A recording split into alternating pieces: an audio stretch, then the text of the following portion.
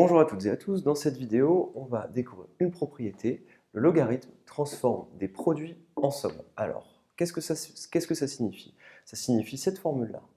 Le logarithme de xy, donc x multiplié par y, c'est égal à logarithme de x plus logarithme de y, avec x qui est positif et y qui est positif, tout simplement. Alors ça, vous devez le savoir, hein, c'est une formule fondamentale. Alors historiquement, l'idée c'était quoi? L'idée, pourquoi est-ce qu'on a eu l'idée de créer le logarithme? C'est que euh, quand vous devez calculer un produit, donc imaginez à l'époque où il n'y avait pas de calculatrice, quand vous deviez calculer un produit et que les quantités étaient assez grandes, vous étiez obligé de faire des calculs qui étaient extrêmement longs. Donc l'idée qu'on a eue, on s'est dit, mais pourquoi est-ce qu'on ne pourrait pas transformer un produit en une somme? Parce que si vous avez un nombre qui est grand, et si x est grand et qu'y est un grand nombre aussi, quand vous les multipliez, vous obtenez un nombre qui est très grand. Manipuler les grands nombres, c'est compliqué. Donc, voilà l'idée. J'ai x fois y, je calcule donc le logarithme de x fois y. J'obtiens le logarithme de xy, c'est le logarithme de x plus le logarithme de y. Je me retrouve à avoir une somme ici.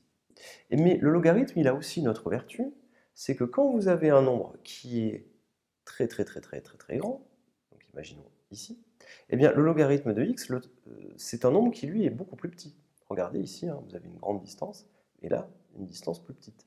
Donc le logarithme, il a quand même deux vertus. La première, c'est quand vous avez votre x et que vous calculez, quand vous avez x et que vous calculez le logarithme de x, vous obtenez un nombre qui est très petit. Et d'autre part, le logarithme d'un produit, c'est égal au logarithme de x plus le logarithme de y. Donc, ça transforme un produit en une somme. Le produit, il est grand, c'est une quantité grande, et vaut mieux faire une somme qu'un produit, parce que manipuler des sommes, c'est plus facile que manipuler des produits.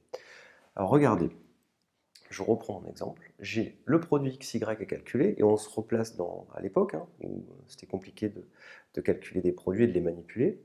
J'ai xy, je calcule le logarithme de xy et j'obtiens le logarithme de x plus le logarithme de y. Mais ça tombe bien, le logarithme de x est un nombre qui est petit, et le logarithme de y c'est un nombre qui est petit. Et faire la somme de deux nombres qui sont petits, c'est facile.